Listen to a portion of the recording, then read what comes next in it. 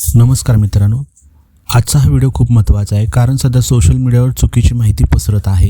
जुनी ई-KYC प्रोसेस, आपले सरकार, CSC, बायोमेट्रिक असे गैरसमज फार मोठ्या प्रमाणात पसरले आहेत।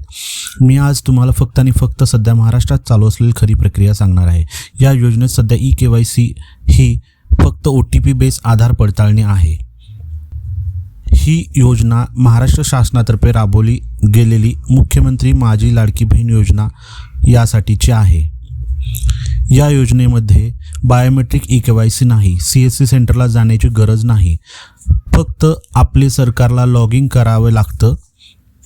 तिथं लॉग इन केल्यानंतर ई-KYC ऑप्शनला क्लिक केल्यानंतर तुमच्याकडे एक स्क्रीन ओपन होते, ज्याच्यामध्ये तुम्हाला लाभार्थीचा आधार नंबर पूर्ण टाकायचा आहे।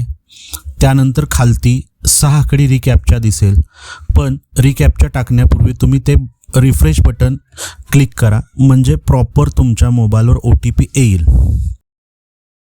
बटन क्लिक केल्यानंतर तुम्ही स्क्रीनवर दिसणारा 6 आकडी रिकॅप्चा कोड एंटर करा, खाली मी सहमत आहेला क्लिक करा आणि OTP पाठवायला या बटनला क्लिक करा। हे केल्यानंतर तुमच्या आधार लिंक असणाऱ्या मोबाईल नंबरवर OTP लगेच मिळेल। मिळालेला OTP समोर दिसणाऱ्या स्क्रीनमध्ये एंटर करून सबमिट बटन दाबा। हे केल्यानंतर तुम्हाला नवीन स्क्रीन दिसेल, जिथे या नवीन स्क्रीनवर तुम्हाला विचारण्यात येईल की तुम्ही विवाहित आहात का अविवाहित। तुम्ही विवाहित सिलेक्ट केल्यानंतर तुम्हाला नवीन स्क्रीन दिसेल, जिथे तुम्हाला तुमची दुसरी स्क्रीन दिसेल, ज्यामध्ये पती हयात आहेत, पतीचे निधन झाले आहे घटस्फोटित, हे ऑप्शन सिलेक्ट करायला लागेल। हे सिलेक्ट केल्यानंतर तुम्हाला नंतरच्या नवीन स्क्रीनवर तुमच्या पतीचा आधार नंबर टाकायचा आहे आणि इथेही तुम्हाला रिकॅप्चा कोड न टाकता डायरेक्ट रिफ्रेश बटन दाबायचं आहे। रिफ्रेश बटन दाबल्यानंतर दिसणारा नवीन रिकॅप्चा एंटर करून मी सहमत आहे चेक करून खाली OTP साठी क्लिक करायचं आहे, मला क्लिक करा। आता येणारा OTP हा तुमचा जो आधार नंबर एंटर केलेला आहे, म्हणजे जे तुमचे पती, पालक किंवा वडील असतील त्यांच्या नंबरवर येणार आहे। तो घेऊन तुम्ही तिथं समोर दिसणाऱ्या स्क्रीनमध्ये तो OTP एंटर करा। तो OTP एंटर केल्यानंतर तुम्हाला एक स्क्रीन दिसेल, जिथं पतीचे नाव बाय डिफॉल्ट लिहिलेले असेल।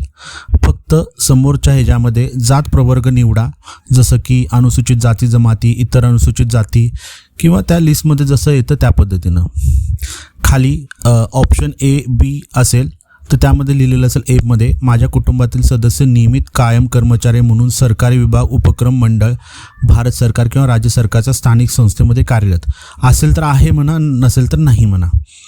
पुन्हा खाली लिहिलेलं आहे माझ्या कुटुंबातील सदस्य नियमित कायम कर्मचारी म्हणून सरकारी विभाग, उपक्रम, मंडळ, भारत सरकार किंवा राज्य सरकारच्या स्थानिक संस्थेमधून सेवानिवृत्तीनंतर निवृत्तीवेतन घेत असतील तर आहे म्हणा, नसतील तर नाही म्हणा। खाली चेकमार्क आहे, उपरोक्त अनुक्रमांक A व B मध्ये देण्यात आलेली माहिती खरी असून खोटी आढळल्यास खोटी माहिती दिल्याप्रकरणी सक्त कारवाईस पात्र राहील। चेक करून खाली सबमिट करा। यानंतर तुमचा आधार कार्ड,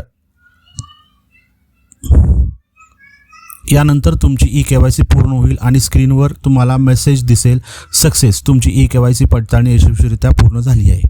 ह्याला कोणतंही मोठं नॉलेज लागत नाही, तुम्ही तुमच्या मोबाईलवरनं घरी बसल्यासुद्धा हे करू शकता। फक्त ह्यामध्ये तुम्ही गव्हर्नमेंटनं दिलेली जी काही अधिकृत वेबसाईट आहे तीच वापरा।